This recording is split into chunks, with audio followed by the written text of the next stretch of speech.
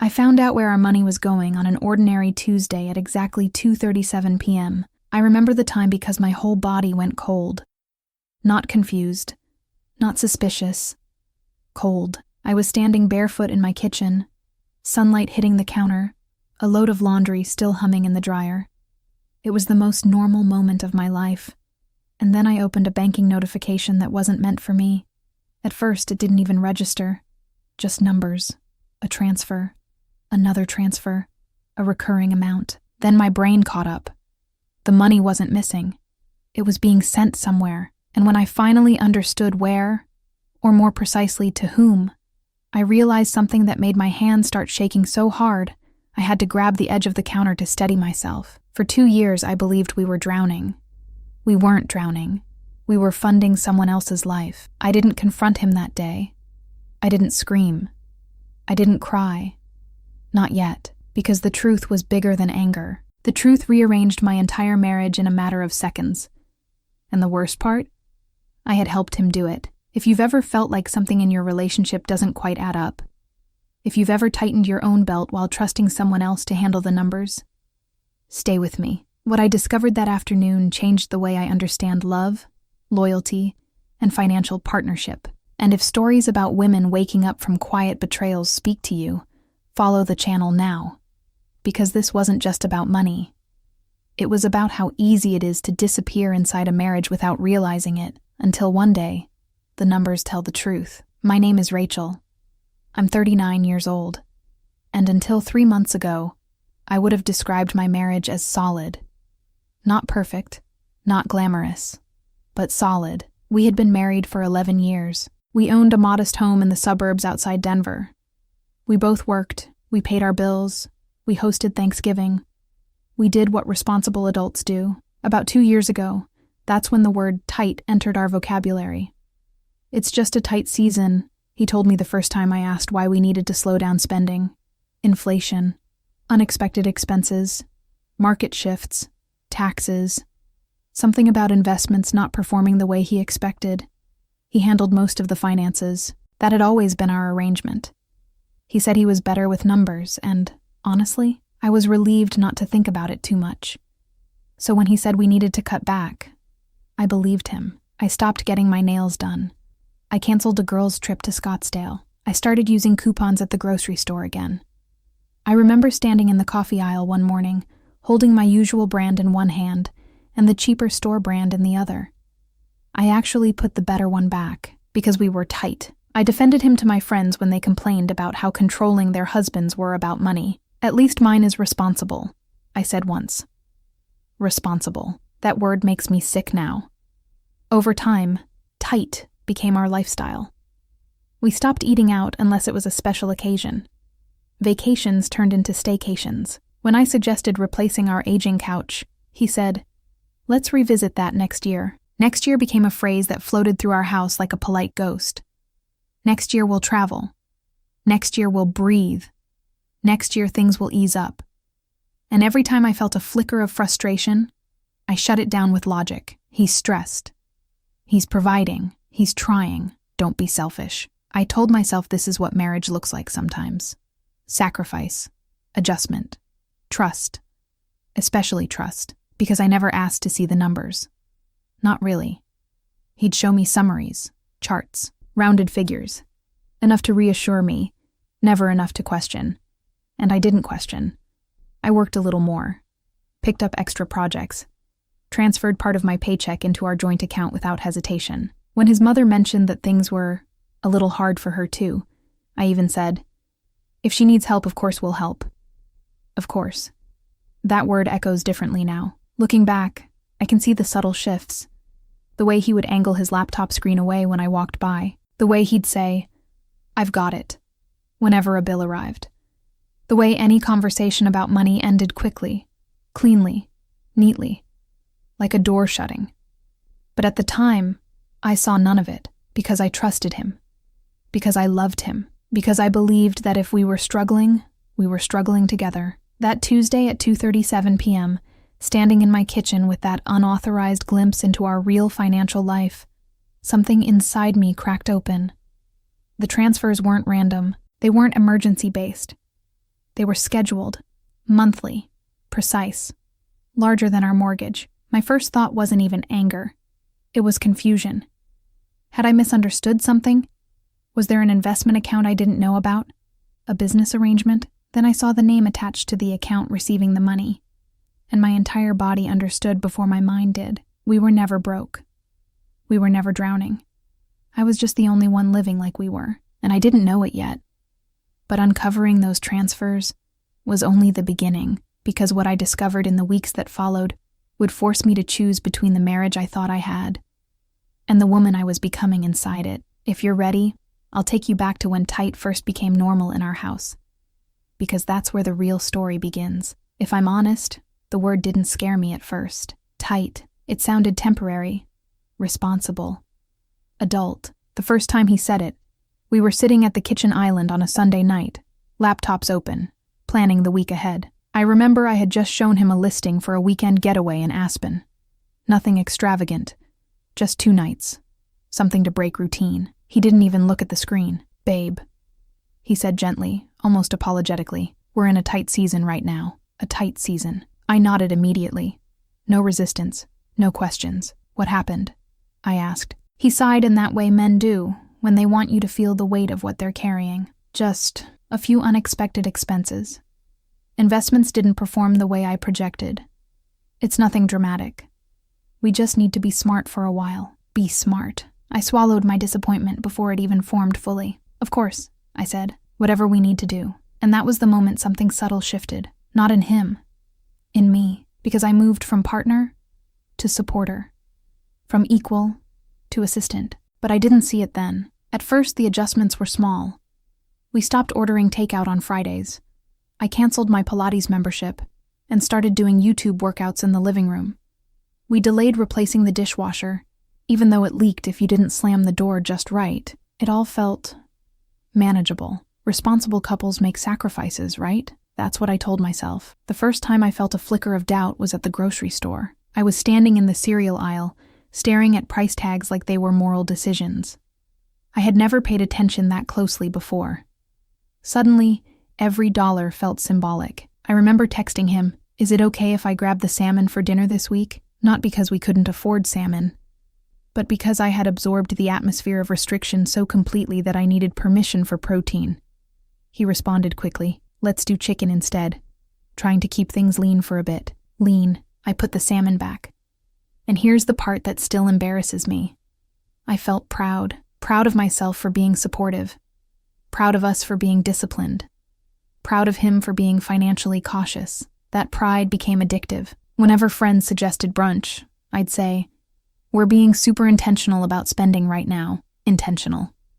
I dressed our situation in words that made it sound empowered instead of constrained. When my sister asked why we hadn't planned a vacation that year, I said, "We're just prioritizing long-term stability." I believed it. Or maybe I needed to. At home, he became even more hands-on with the finances. "I'll take care of it," he'd say, whenever a bill notification popped up. He created a shared spreadsheet, color-coded, polished, impressive. He would sit beside me and scroll through categories. See? Mortgage, utilities, insurance. It adds up fast. The totals were always rounded, clean, controlled. There was never space for deeper inspection. And I never asked, because questioning him felt like questioning his ability to provide, and questioning that felt disloyal. Somewhere in the middle of all that, I started working more. I told myself it was proactive. If things were tight, I could help loosen them. I picked up freelance contracts, took on additional clients, worked late at the dining table while he watched financial news in the living room. When I transferred extra money into our joint account, he'd kiss my forehead. "Couldn't do this without you." I glowed every time he said that. It felt like partnership. It felt like teamwork. But looking back, I can see something else was happening. The narrative in our house slowly became this. He was managing a financial strain. I was assisting him through it. What I didn't realize was that the strain was never clearly defined. There was no crisis, no medical emergency, no job loss, no lawsuit, just tight. And tight stretched on for months, then a year, then 2. We adjusted our lifestyle downward so gradually it never felt like a drop. just a slow dimming. We stopped upgrading phones. We delayed home repairs. I skipped my annual trip to visit college friends. Every time I hinted at easing up, he'd respond the same way. Just a little longer became our mantra. I started measuring my wants against an invisible line. New boots? Probably unnecessary. Dinner out? Maybe next month. Home decor refresh? Absolutely not. Meanwhile, something else was happening that I didn't see clearly yet. His mother's calls increased. Not dramatically, just enough to notice. He'd step outside to take them sometimes, or lower his voice. Once I overheard him say, "I'll figure something out." I assumed she was struggling. She had always lived modestly. Fixed income, small townhouse, nothing extravagant. And I am not heartless. If she needed help, of course we would help. Family is family. I even told him that once. If she needs support, we'll make it work. He looked at me in a way I couldn't fully read then. Relief. Gratitude. Something else. "Thank you," he said quietly. I thought that was the end of it. What I didn't know, what I couldn't have imagined, was that while I was clipping digital coupons and swapping salmon for chicken, money was leaving our account in amounts that had nothing to do with emergencies. And the word tight wasn't describing our finances. It was describing my world. Tight enough that I stopped expanding. Tight enough that I stopped asking. Tight enough that I didn't notice I was shrinking. If you had asked me then whether I trusted my husband, I would have said yes without hesitation. Completely. Blindly. What I didn't understand was that trust without transparency isn't intimacy. It's surrender. And I had no idea that every small sacrifice I made was quietly funding something much bigger than I'd ever agreed to. I just didn't know it yet, but I was about to start seeing the first cracks. The first time he mentioned sending her money, it sounded small, temporary, reasonable. We were in bed. The lights were off, and the only glow in the room came from the street lamp outside filtering through the blinds. He had that tone again. The careful one. "Hey," he said softly. "Mom's a little short this month." I turned toward him immediately. "Short how?" "She had an unexpected car repair. It's not a big deal. I'm just going to cover it." "Of course you are," I thought. Out loud I said, "That's fine." And I meant it. I wasn't raised to see helping family as a red flag. I was raised to see it as character. "How much?" I asked casually. "Just a few hundred," he replied. Just, that word again. I didn't ask for specifics. I didn't ask from which account. I didn't ask how it fit into our already tight season. Because what kind of wife interrogates her husband for helping his mother? That was the script running in my head. A week later, I noticed the grocery budget had been reduced in our spreadsheet. "Trying to rebalance things," he explained quickly. I nodded. "Chicken instead of salmon. Store-brand cereal. No problem." A month passed. Then another late-night conversation. "She's still catching up," he said. Property taxes hit her harder than expected. "How much this time?" I asked. "Not much." That answer was becoming familiar. "Not much. Just enough. Temporary." Each explanation sounded plausible on its own. Car repair, property taxes, medication adjustment, insurance deductible. Life happens. And every time he framed it as short-term, I absorbed the impact as long-term. I stopped getting my hair colored professionally and started using boxed dye from Target. I canceled our anniversary dinner reservation and cooked at home instead. I reassured him constantly. "It's okay.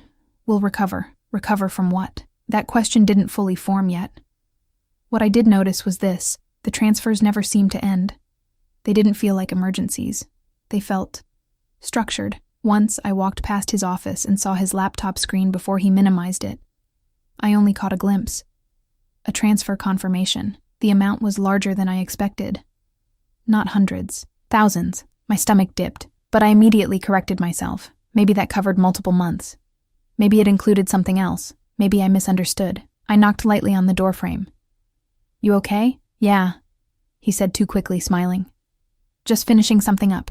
I didn't push, because pushing felt like accusing, and accusing felt like betrayal. Instead, I began doing something subtle.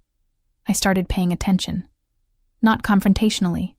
Quietly. I noticed how often he said, "I've got it," how quickly he moved bank mail off the counter, how he started opting for digital statements only. Once, I offered to review the budget with him more closely. Maybe we can streamline things together, I suggested. He laughed lightly. You trust me, don't you? The question landed heavier than it should have. Of course, I said immediately. Then don't stress yourself out. I'll handle it. And just like that, I stepped back again. But something small had shifted inside me. Trust had turned into performance. I was no longer simply believing him. I was proving I believed him. Around that time, his mother started mentioning how grateful she was. Not directly to me, but through him. Mom says thank you for being understanding. Understanding. I hadn't actually been asked anything. Still, I smiled when he told me. I'm glad we can help. We. The word tasted honest in my mouth. But I didn't realize the scale. Because if someone had asked me then how much we were sending her monthly, I would have guessed maybe $300, maybe $500 during rough patches. I would have defended that number passionately. She's on a fixed income, I would have said. We're family. What I didn't know was that the number wasn't fluctuating. It was consistent, predictable, and far larger than my imagination allowed. The first time I saw a concrete figure was accidental. I was looking for a confirmation email about a utility payment and typed the bank's name into the search bar of our shared email account. Several transaction alerts appeared. My pulse quickened. I clicked one. Transfer complete. The amount made my breath hitch. $3,200. Not once. Monthly. The date stamps lined up like a metronome. Same day. Every month. For nearly a year. I stared at the screen, my mind scrambling to contextualize. Maybe that included her mortgage. Maybe he was investing on her behalf. Maybe there was something I didn't understand, because surely, if we were sending over $3,000 every month, we wouldn't be arguing about groceries. We wouldn't be postponing basic home upgrades. We wouldn't be living like we were balancing on the edge of something fragile. I closed the email. I told myself I needed more information before reacting. That night, I asked casually, "How's your mom doing lately?" "She's okay," he replied. "Still stabilizing. I wanted to ask what that meant financially. I wanted to ask how long this temporary help would continue. Instead, I said, "I hope she's not stressing too much." He looked at me carefully. "She'll be fine." Something about the certainty in his voice unsettled me. Not reassurance, certainty, as if the outcome had already been secured. In the weeks that followed, I noticed our credit card balances creeping up. Not because we were overspending, because we were compensating. When I mentioned it, he blamed interest rates, timing, cash flow adjustments. The explanations were technical enough to silence my discomfort. But the pattern was undeniable. Money was going out steadily, and pressure was building quietly. One afternoon, while organizing paperwork, I found a pre-approval letter for a personal loan addressed to him. My chest tightened. "Did you apply for something?" I asked later. "It's nothing," he said quickly. "Just exploring options. Liquidity, flexibility." I nodded like that sentence made sense. Liquidity, flexibility. I repeated it in my head like it was normal vocabulary for a marriage. But that night, lying awake beside him, a question finally surfaced clearly. If things are tight, why are we sending out thousands? And if helping her is temporary, why does it feel permanent? I didn't confront him then. I didn't accuse. But the blind trust I once carried so effortlessly began to feel heavier because I could no longer ignore the math. What I still didn't understand was this. The $3,200 wasn't the full story. Not even close. And the next time I looked at our finances closely, I wouldn't be able to unsee what I found. Debt doesn't explode overnight. It hums. Quietly. At first, I didn't notice it as a problem. Just a fluctuation. A timing issue. A normal part of adult life in America. Credit cards are tools, right? That's what we always said. We'll pay it off next month. Next month. There was that phrase again. The first real jolt came when I tried to use our primary card at the grocery store and it declined. I felt my face burn. The cashier ran it again. Still not going through. I laughed nervously. That's weird. I used another card. It worked, but my hands shook the entire time I loaded bags into the car. When I got home, I texted him. Card declined at Safeway. Everything okay? He replied within minutes. Yeah. Hit the limit temporarily. I moved some things around. Don't worry. Temporarily. That word again. I opened our banking app. The balance was higher than I expected. Not catastrophic, but uncomfortable. Especially for people supposedly being careful. That night, I asked gently, "Why are the balances so high if we're cutting back everywhere?" He didn't look up from his laptop. Cash flow timing. I've got it under control. I stood there a moment longer than necessary. You sure? He closed the laptop slowly. "Rachel," he said, patient but firm, "this is exactly why I handle this. It's complicated. Just trust me. Trust me." The phrase used to comfort me. Now it pressed against something unsettled in my chest. Still, I backed down, because challenging him felt like challenging stability. And I needed stability. Over the next few months, I started noticing small, almost invisible changes. Minimum payments instead of full balances. Interest charges creeping in. A line of credit I didn't remember discussing. When I brought it up, he explained it away. "It's strategic. Interest is manageable. I'm optimizing liquidity." Every explanation sounded intelligent, structured, confident. And I hated that I didn't fully understand it. Because not understanding made me feel dependent. And dependence made me quiet. So instead of arguing, I adapted again. I reduced my personal spending even further. No new clothes, no spontaneous Target runs, no salon appointments. I even started tracking my own expenses separately, determined not to be the problem. But something didn't make sense. If we were sending thousands out every month and carrying balances here, where was the pressure actually landing? On us. Always on us. I remember one night vividly. The dishwasher finally gave out completely. Water pooled on the kitchen floor. I sighed and grabbed towels. "We need to replace it," I said. He hesitated. "Can we wait a little longer?" "For what?" I asked, sharper than I intended. "For things to stabilize. Stabilize." I stared at him. "When?" He didn't answer directly. "Soon. Soon." The vagueness started to feel intentional.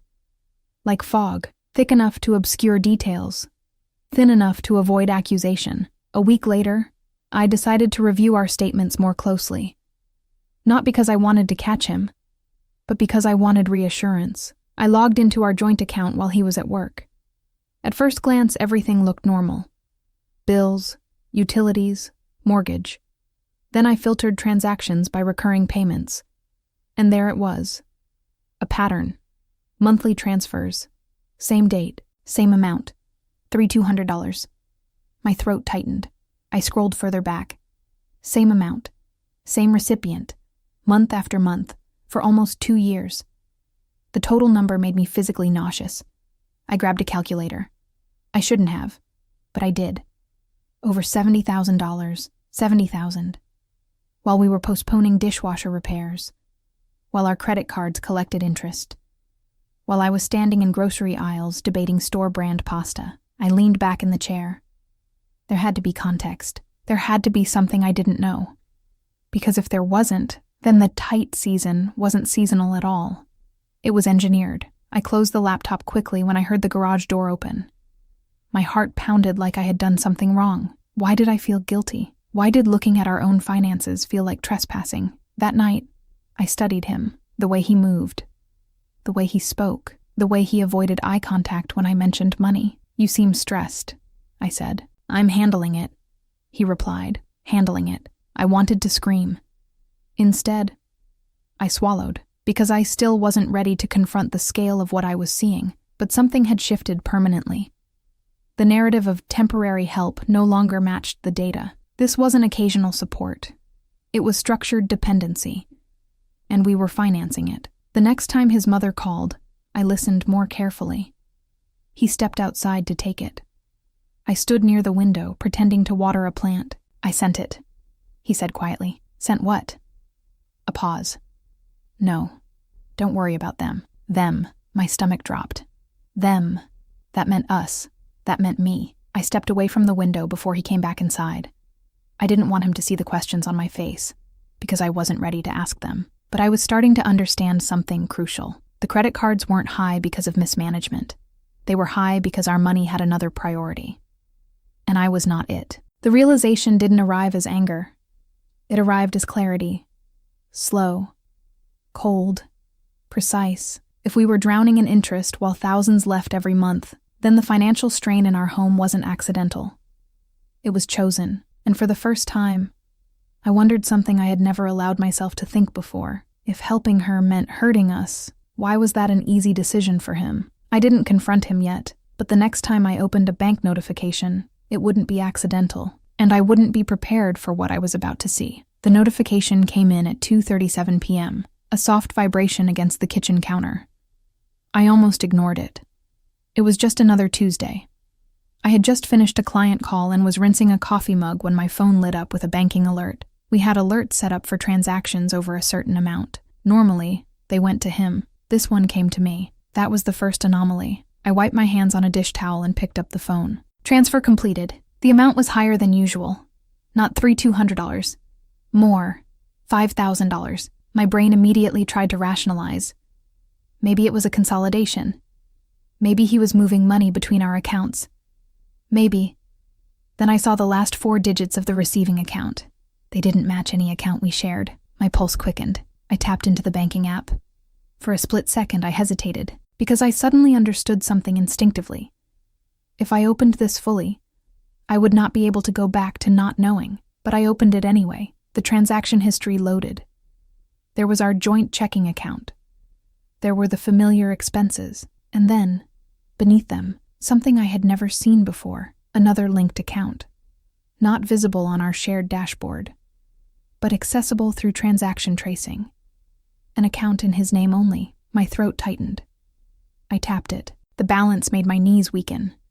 It wasn't empty. It wasn't strained. It was well-funded. Thousands sitting untouched. While we were juggling credit card payments. While we were postponing appliance replacements. While I was budgeting chicken over salmon. I scrolled. Monthly transfers from our joint account.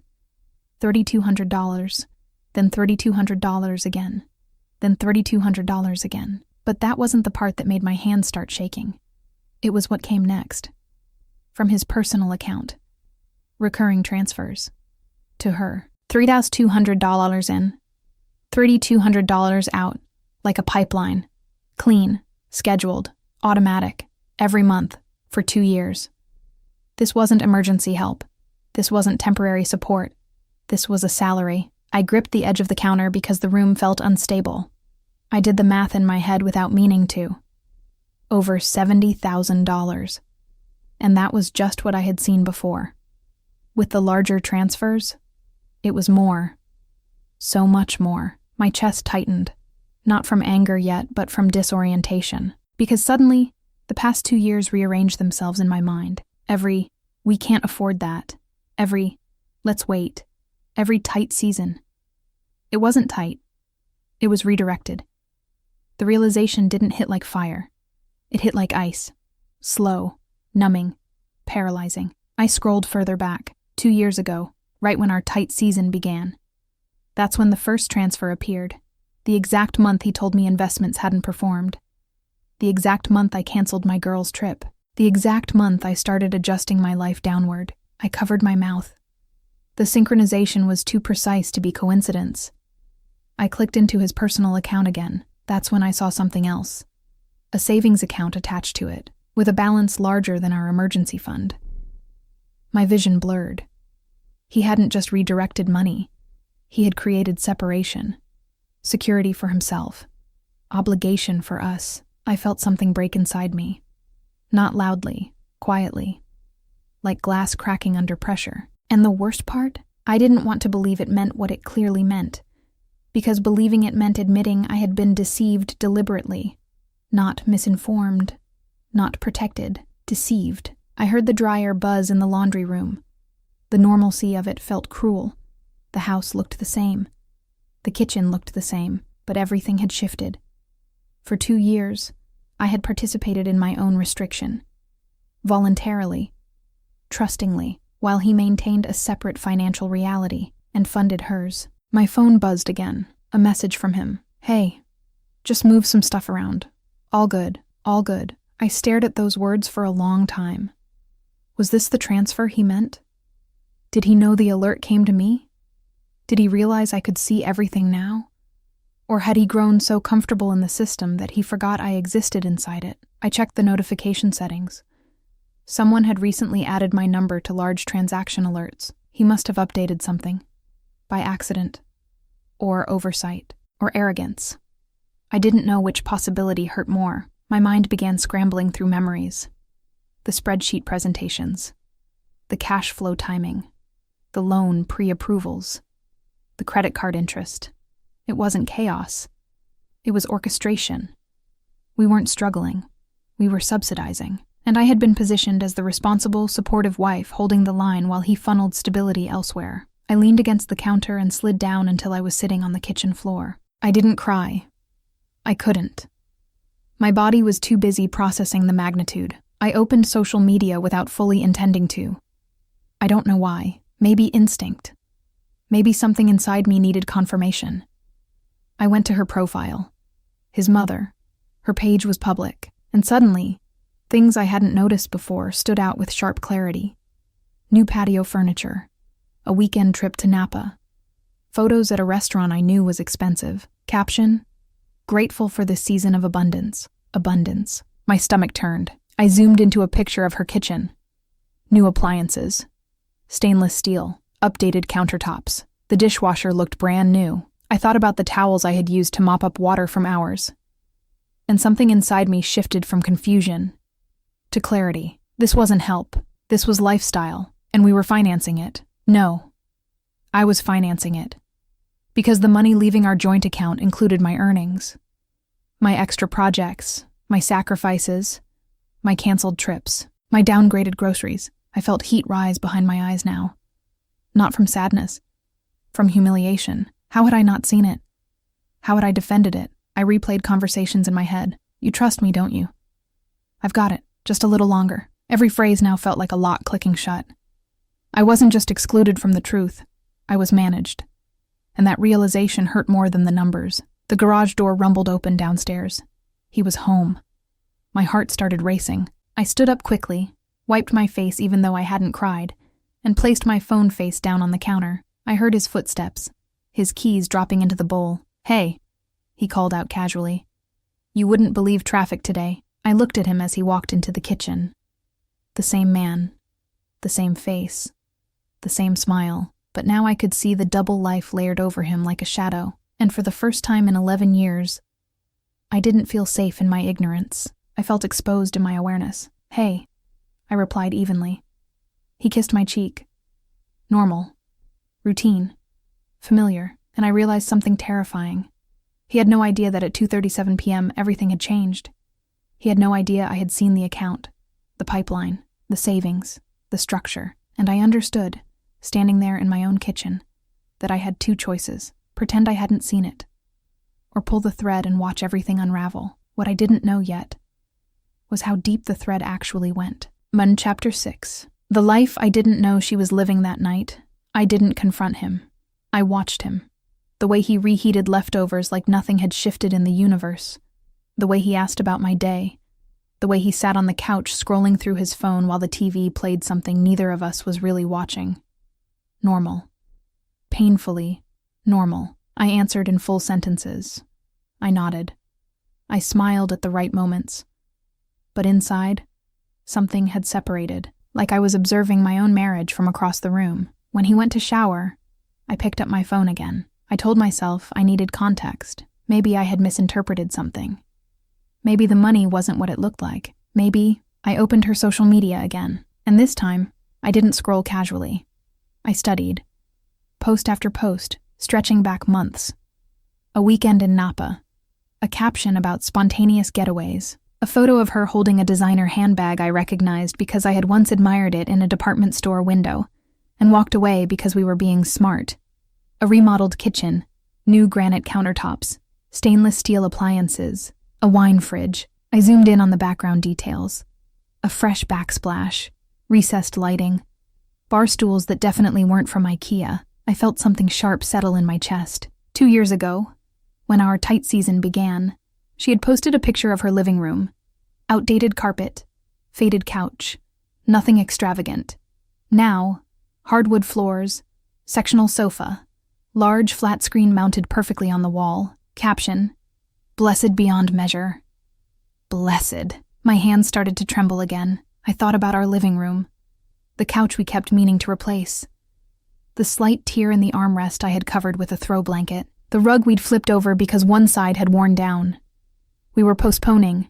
She was upgrading, and suddenly, the timeline aligned in my mind with brutal precision. Every time we tightened, she expanded.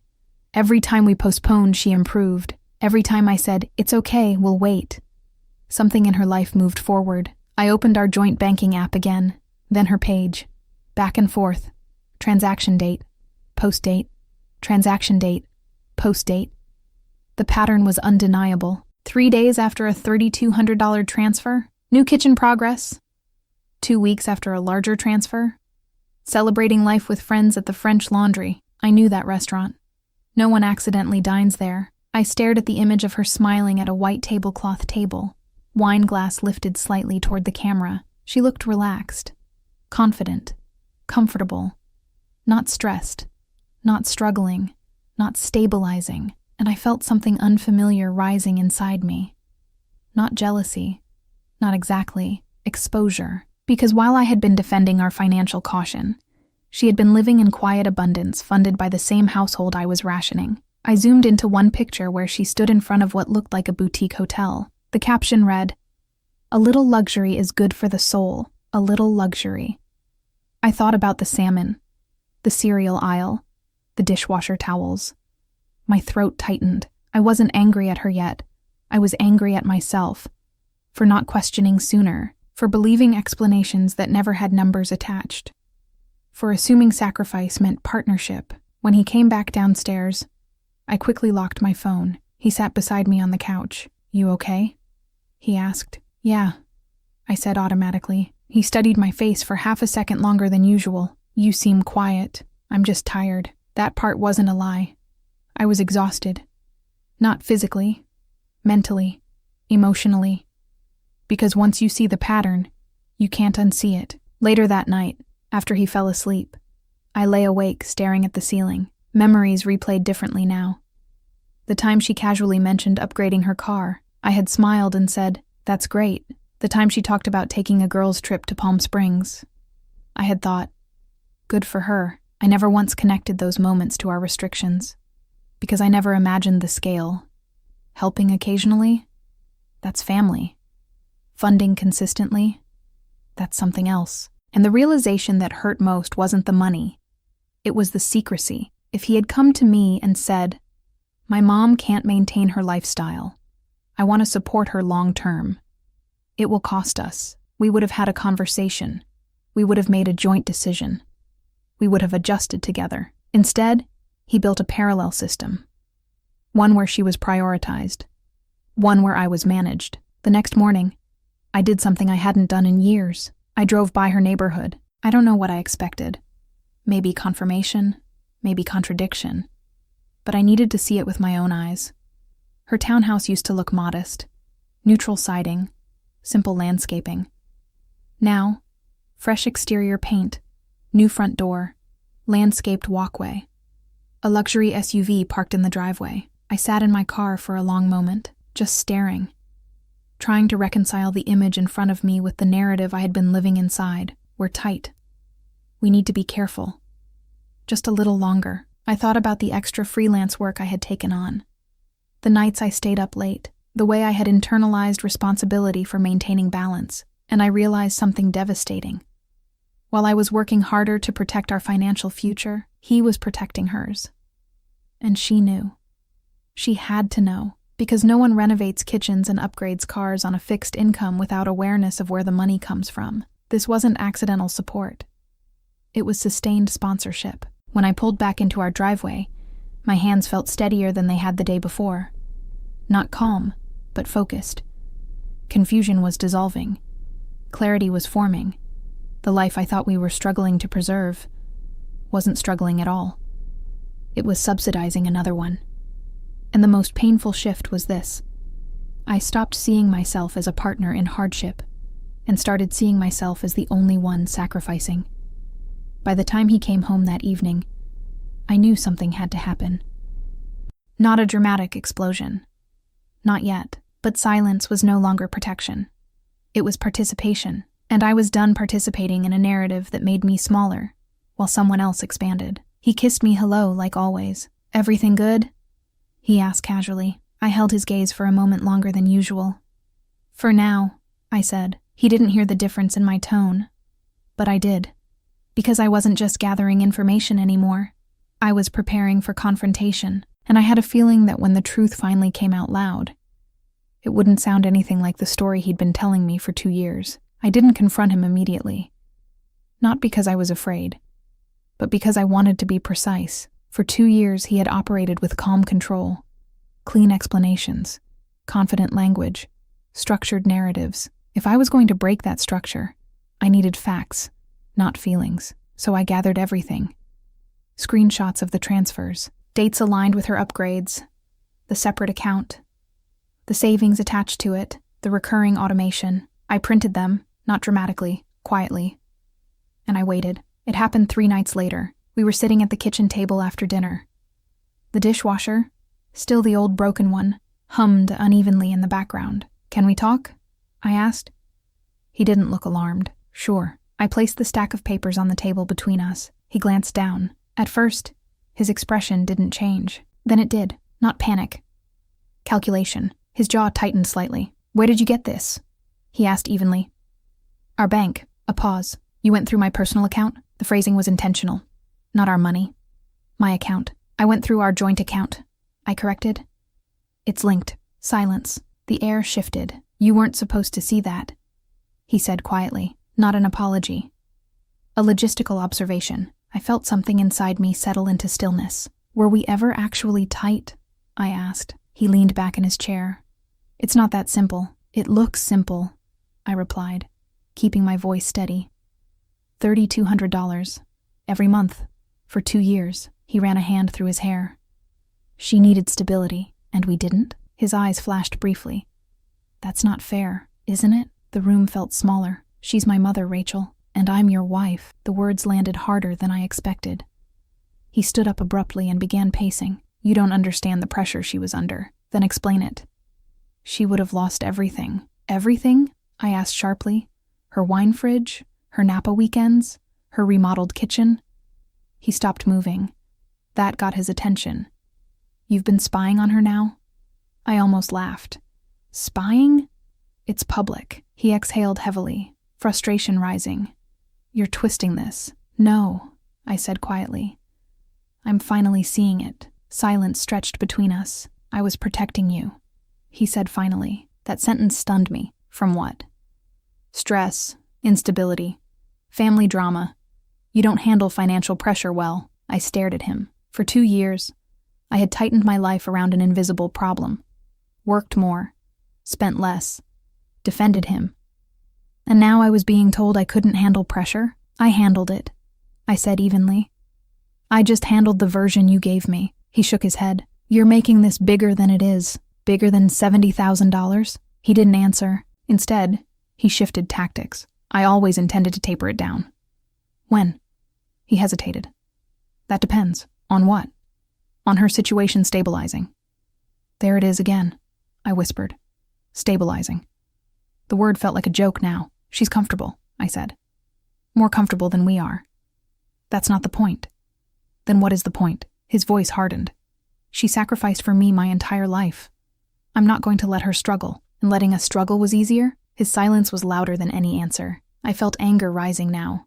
Not explosive, but focused. "Did you ever plan to tell me the real numbers?" "Yes." "When?" Another hesitation. That was answer enough. I took a slow breath. "And the separate savings account?" I asked.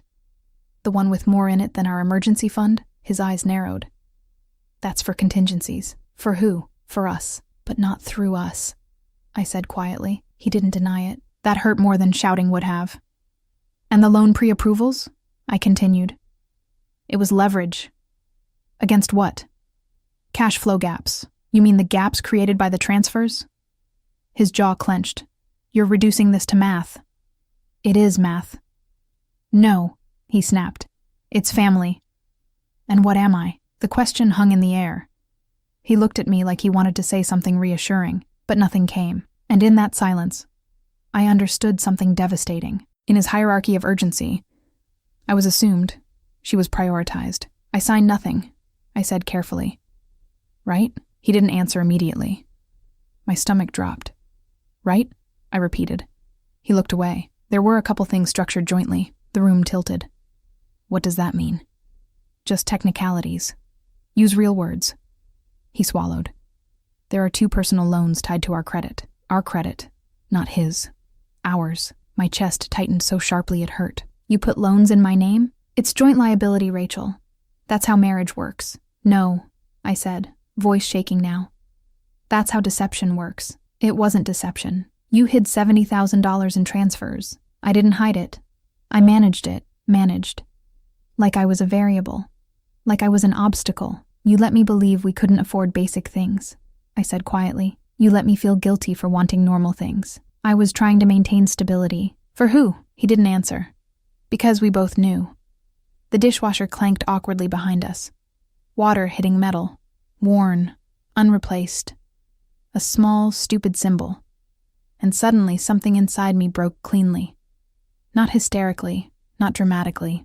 Cleanly. The problem was never money, I said softly. He looked at me, confused. The problem is that you made decisions that affected my life without my consent. I did what I had to do. No, I corrected. You did what you wanted to do. Silence again. Heavy. Unavoidable. I can't trust you, I said finally. His face shifted. That got through. Don't say that. It's true. This isn't betrayal. It is to me. He stepped closer. We can fix this. How? I asked calmly. I'll adjust the transfers. Adjust. Like it was a dial. Like this was just budgeting. That's not the issue anymore. Then what is? I held his gaze. You chose her security over our transparency. That's not fair. It's accurate. He ran his hands through his hair again, agitated. You're blowing this up. No, I said quietly. It blew up the day you decided I didn't need the truth. We stood there in the kitchen. The same kitchen where I had proudly put back salmon for chicken, and I realized something with absolute clarity. The financial problem had never been about shortage. It had been about power. Control over information. Control over decisions. Control over reality. And I had participated because I trusted him. I need space, I said finally. For what? To decide what this means. His voice softened. You're not leaving. It wasn't a question. It was an expectation. I didn't answer. Because for the first time in 11 years, I didn't know. What I did know was this. The confrontation hadn't destroyed our marriage. It had revealed it. And what I was seeing, I wasn't sure I could live inside anymore. The morning after the confrontation, the house felt unfamiliar. Not hostile. Not loud. Just altered. He left early for work. No dramatic exit. No slammed doors. Just a quiet, "We'll talk tonight." I nodded. But I already knew something had shifted beyond conversation. For the first time in our marriage, I wasn't thinking about how to fix it. I was thinking about how to protect myself. That realization scared me. Because protection implies threat, and I had never seen my husband as a threat before. Not physically, but financially, emotionally. Now I wasn't so sure. I sat at the kitchen table with my laptop open, the same table where I had placed the printed transfers 3 nights earlier. My hands hovered over the keyboard longer than necessary. I felt guilty, even though I had done nothing wrong. Guilty for considering separation. Guilty for imagining independence. Guilty for stepping outside the structure we had built. That guilt had been my operating system for years. But beneath it, something steadier was forming. Clarity. I typed, "Open individual checking account near me." Simple. Practical. Not dramatic. Just necessary. When I drove to the bank, my heart was pounding in a way that felt disproportionate to the task. Women open bank accounts every day. Why did this feel like rebellion? Because in our marriage, money had always flowed through him, even when I earned it, even when I contributed equally. It flowed into a shared account he controlled. I had called that trust. Now I was starting to call it surrender. The bank lobby smelled faintly of carpet cleaner and coffee. A woman about my age greeted me. "How can I help you today?" "I'd like to open an individual account," I said. My voice sounded steadier than I felt. Of course. No interrogation, no judgment, no dramatic music playing in the background. Just paperwork? Identification? Signatures? Within 30 minutes, I had something I hadn't had in 11 years. Financial autonomy. When she handed me my temporary debit card, I stared at it for a moment longer than necessary. It wasn't about the plastic. It was about what it represented. Choice. Control. Visibility. On the drive home, guilt tried to creep back in. Are you overreacting? Is this punishing him? Is this what marriage looks like now? But another voice, quieter, stronger, answered, no, this is what accountability looks like. That afternoon I redirected my direct deposit. Not fully, partially, enough to create separation, enough to create safety. My hands trembled when I clicked confirm, because I knew he would notice. And he did. He texted around 3:15 p.m. Why did payroll change? No accusation yet, just awareness. I opened an individual account, I replied. A long pause. Then, why? The question used to intimidate me. Now it clarified things. Because I need transparency and security. 3 dots appeared. Disappeared. Appeared again. We can fix this without going nuclear. Nuclear. That word almost made me laugh. Opening my own bank account felt nuclear to him. But secretly transferring $70,000 for 2 years didn't? I'm not attacking you, I typed. I'm stabilizing myself. Another pause. Do you not trust me at all now? That question hurt, because the answer wasn't clean. I don't trust the system we had. I wrote carefully. He didn't respond. That silence felt different from the others. Less defensive, more uncertain. When he came home that evening, the tension was there, but muted. He set his keys down slower than usual. You really did it, he said. Yes. He studied my face. You think I'm reckless. I think you made unilateral decisions. I did what I thought was right. For who? I asked quietly. He didn't answer. Not this time. We stood in the kitchen. Our kitchen. But the dynamic had shifted. For the first time, I wasn't negotiating from inside the system he built. I had stepped outside of it, and that changed everything. I'm not cutting you off, I said calmly. I'm creating boundaries. Between us. Yes, the word hung there. Boundaries. In 11 years of marriage, we had never said that word seriously. We said compromise. We said teamwork. We said sacrifice. But boundaries? That implied individuality. That implied 2 separate people. And maybe that had been the problem. Somewhere along the way, I had merged completely. My earnings, my trust, my identity, all absorbed into us. But us had not been symmetrical. He had maintained independence. I had maintained loyalty. Those are not the same thing. That night, I slept differently. Not peacefully, but grounded. Because even though nothing external had been fully resolved, something internal had. I was no longer waiting for him to restore stability.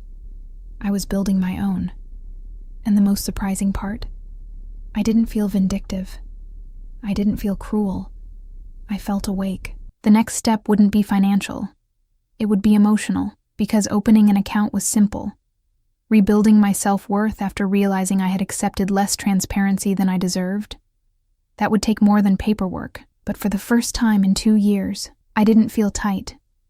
I felt steady, and steady was stronger than I had imagined. Opening my own account was the first external shift, but the real reconstruction started in silence, in the spaces between conversations, in the moments when I caught myself apologizing automatically and stopped mid-sentence. For years I had measured my reactions against one question. Am I being supportive enough? Now the question was different. Am I being honest with myself? That change unsettled everything. The week after the confrontation, I scheduled something I hadn't prioritized in years. Therapy. I told him it was for processing stress. He nodded, almost relieved. Maybe he thought it meant I would circle back to understanding him better. What he didn't realize was that I was trying to understand myself. In that first session, I surprised myself by crying before I even finished explaining what happened. Not because of the money, because of the minimization. He said he was protecting me, I told the therapist. From stress. She tilted her head slightly. Did you ask for protection? No. Did you consent to not knowing? No. There it was. Consent. That word reframed everything. I hadn't been weak. I had been excluded. There's a difference. Over the next few weeks, I began untangling something I didn't even know had wrapped itself around me. Dependence. Not financial. I worked. I earned. But structural dependence. He managed the system. I adapted to it. He filtered information. I absorbed conclusions. That dynamic had felt safe, because it removed responsibility. But it also removed agency. And once you recognize that you've surrendered agency, you can't unknow it. I started talking to my sister more openly. At first, I kept details vague. We're going through some stuff. But eventually, I told her everything. The transfers, the separate account, the loans tied to our credit. She went quiet for a long time. "Rach," she said finally, "that's not partnership." Hearing someone else say it out loud cracked something open inside me, because I had been trying to intellectualize it, minimize it, contextualize it.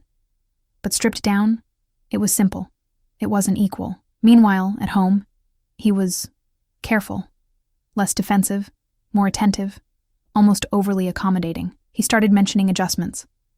I reduced the transfer this month. Not stopped. Reduced. I'm restructuring some things, not undoing, restructuring. He wanted to stabilize the structure. I was questioning the foundation. There's a difference. One evening, we sat at opposite ends of the couch. The TV was on, muted. "I feel like you've already left," he said quietly.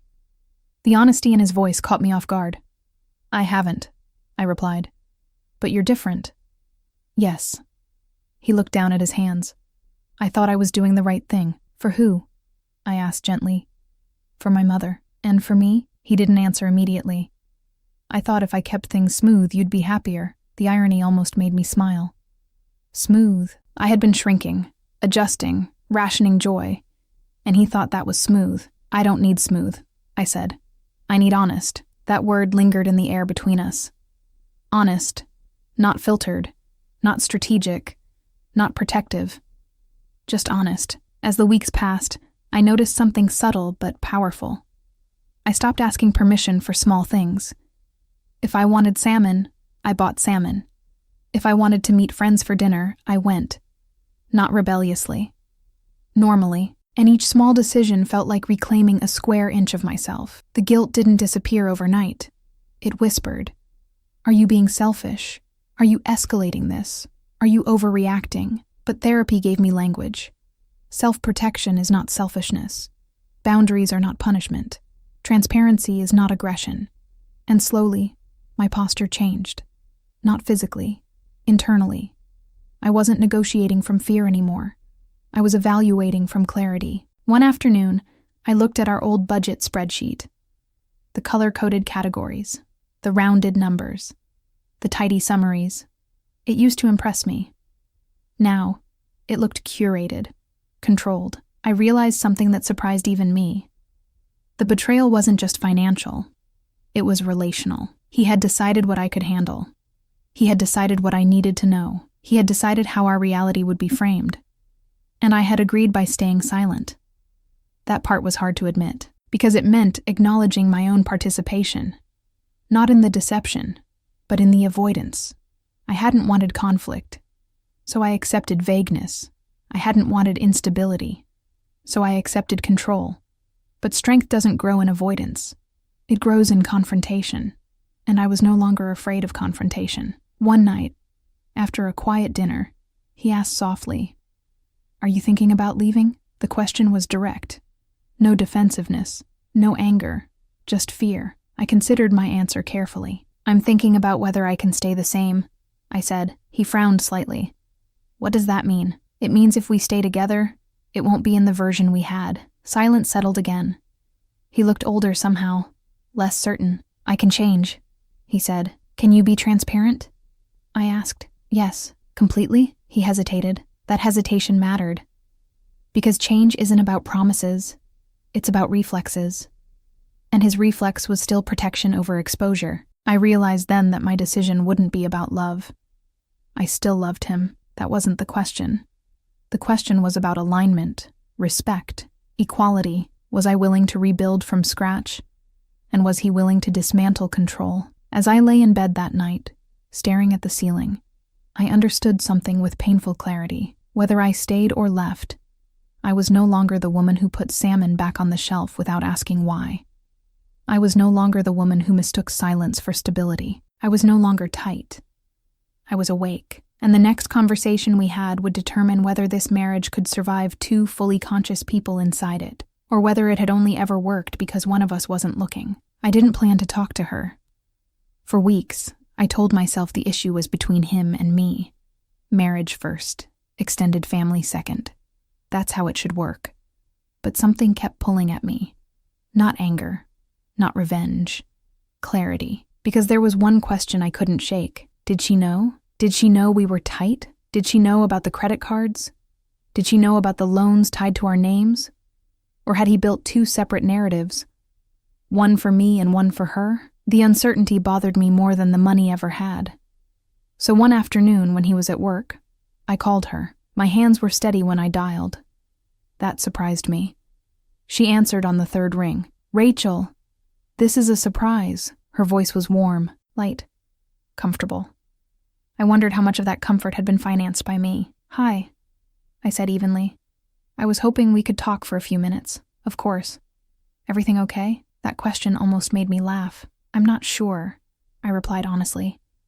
There was a pause. "Well, what's going on?" I didn't circle it. "I've been reviewing our finances. Silence, small, sharp. And I noticed the monthly transfers." Another pause. Longer this time. "Oh," she said softly. "Oh." Not confusion, not surprise, recognition. "You knew," I said quietly. "I assumed you did too." The words landed harder than any accusation. "You assumed I knew?" I repeated. "Well," she said carefully, "it's been going on for quite some time." "Yes," I replied. "It has." There was an edge in my voice now. I didn't try to hide it. "I thought you both agreed," she continued. "Agreed to what?" "To help me maintain things." Maintain things. The phrase echoed in my mind. Maintain what? I asked. "My home, my lifestyle. I'm not getting any younger." Lifestyle. There it was. Not survival. Lifestyle. "Did he ever tell you we were struggling?" I asked. She hesitated. "He mentioned things were tight at times." "Tight," I repeated. "Yes, but he said it was temporary." Temporary. I closed my eyes for a moment. "Did you know we were carrying credit card balances?" I asked. Another pause. "He didn't mention specifics." That wasn't my question. Silence again. "I didn't ask," she said finally. Of course she didn't.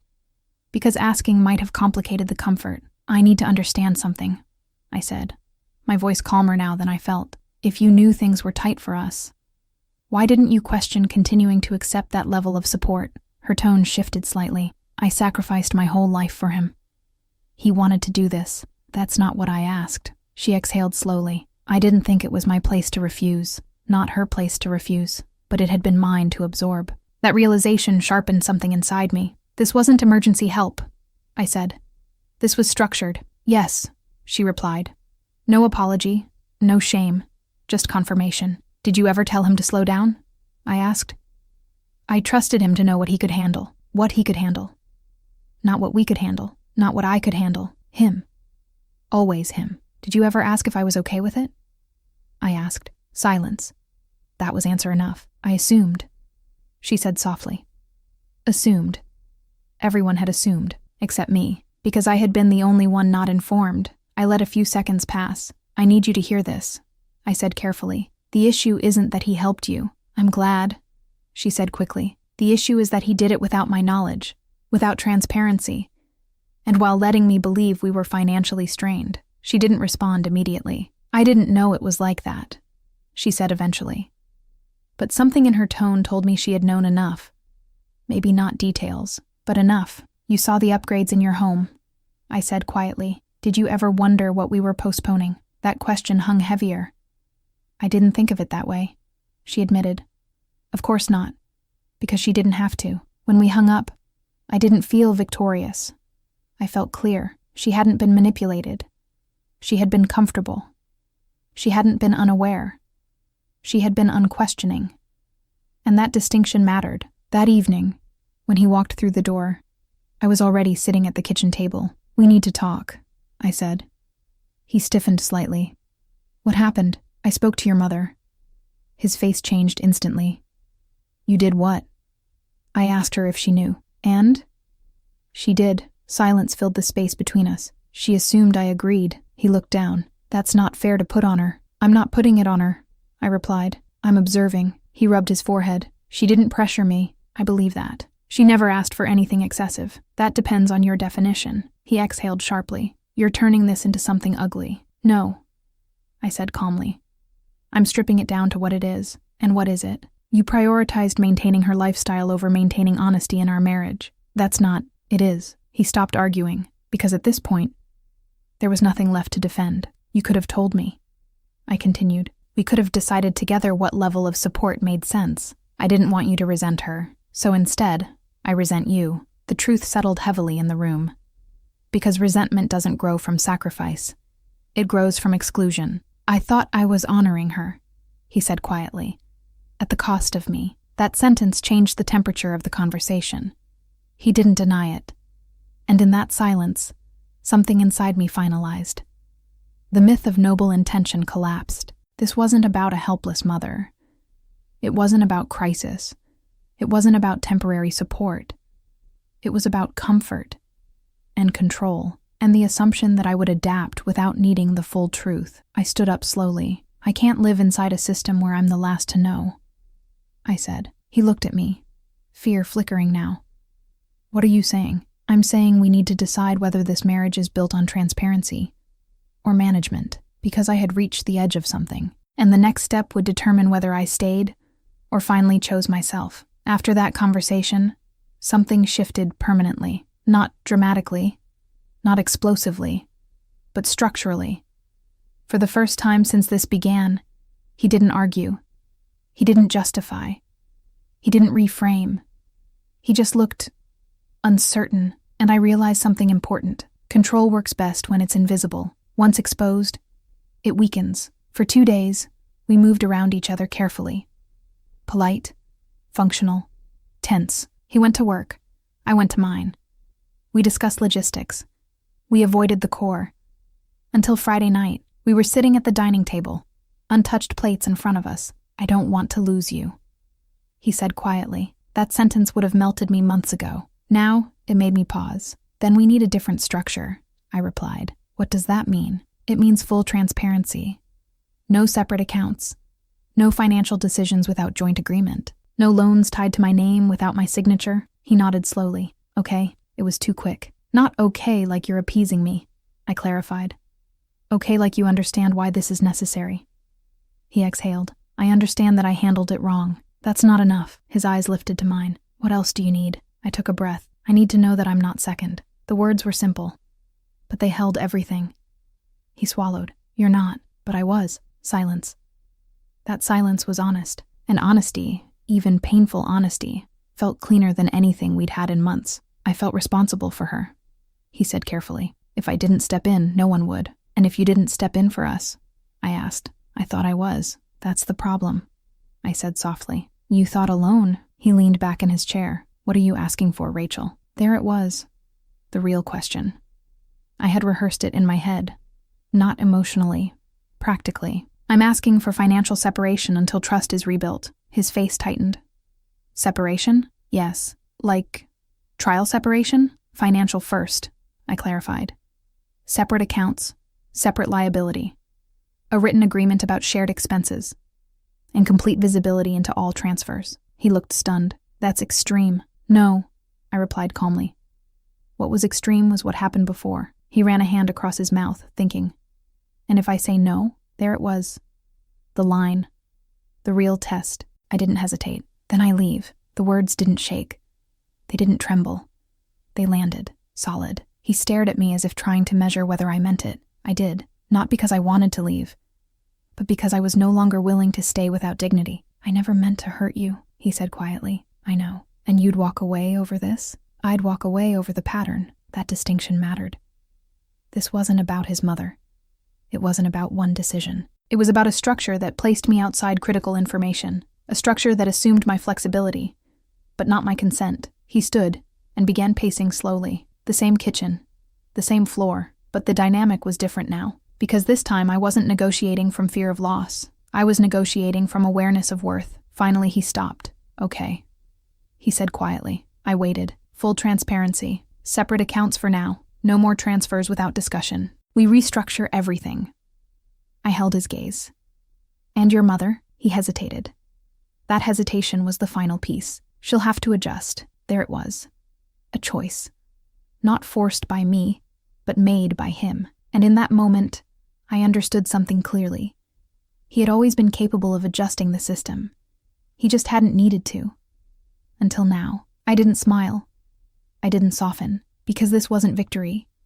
It was recalibration. We'll meet with a financial advisor, I said, together. He nodded. And therapy, I added, another nod. And if I see even one hidden decision again, I let the sentence hang. You won't, he said. I hope not. That night, as I lay in bed, I didn't feel triumph. I felt grounded, because the decision hadn't been about saving the marriage. It had been about saving myself inside it, and for the first time in years, I didn't feel small, I didn't feel tight, I didn't feel managed. I felt present, fully aware of what I would and would not accept. The next months wouldn't be easy. Trust doesn't rebuild because someone agrees to terms. It rebuilds because patterns change. But something fundamental had shifted. I was no longer negotiating from silence. I was choosing from strength, and whether this marriage survived or not, I would never again confuse sacrifice with invisibility. I would never again shrink so someone else could expand, because the real poverty I had lived in wasn't financial. It was informational, and I was never going back there again. It's strange how numbers can change the meaning of an entire life. $70,000. On paper, it's just a figure. In reality, it was 2 years of small denials, 2 years of shrinking wants, 2 years of believing I was participating in something that wasn't fully true. When I think back to that Tuesday at 2:37 p.m., I don't just remember the transfers. I remember the feeling, the cold clarity, the moment I understood that we were never broke. We were misaligned. The months after the confrontation were not cinematic.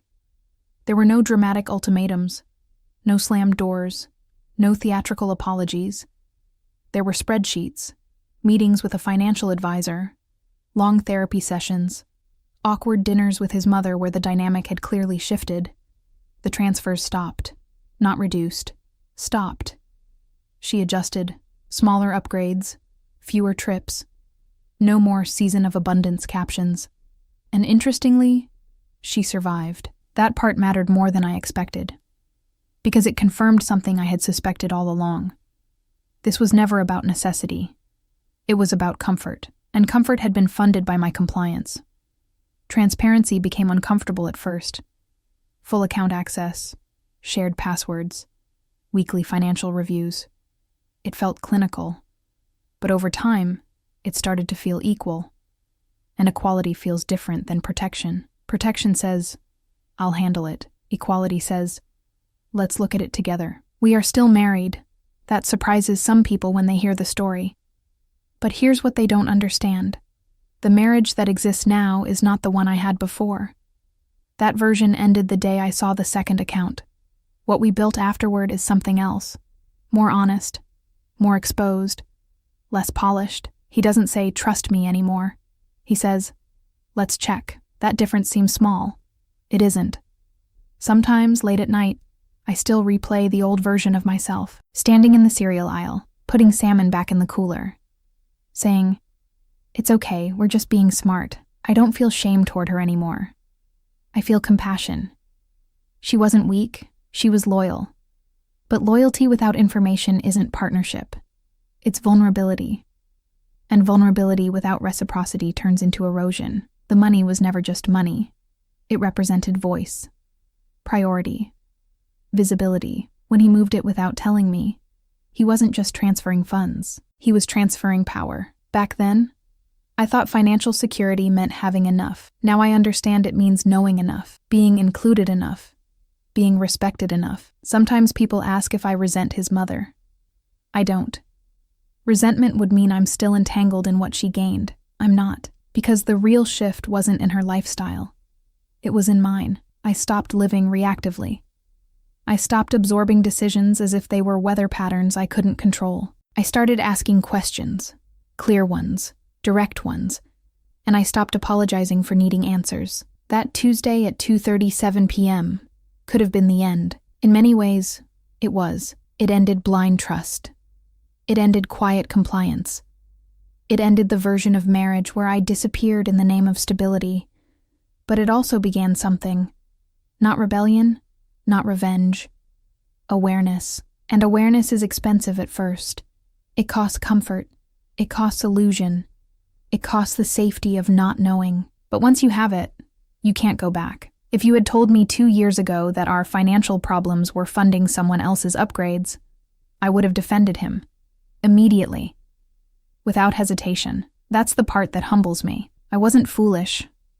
I was uninformed. There's a difference, and that difference matters. Now, when I check our accounts, and I do, I don't feel suspicion. I feel participation. When we make financial decisions, we sit at the same side of the table. Literally, not across from each other. That physical shift reflects something internal. We are no longer operating on assumption. We are operating on clarity. And if there is one thing I learned from all of this, it's this. Financial betrayal doesn't always look dramatic. Sometimes it looks like spreadsheets, like careful language, like tight seasons, like protection. But partnership requires visibility, not management, not filtering. Visibility. That Tuesday afternoon didn't just expose where our money was going. It exposed where I had been shrinking. And once I saw that, I never shrank again.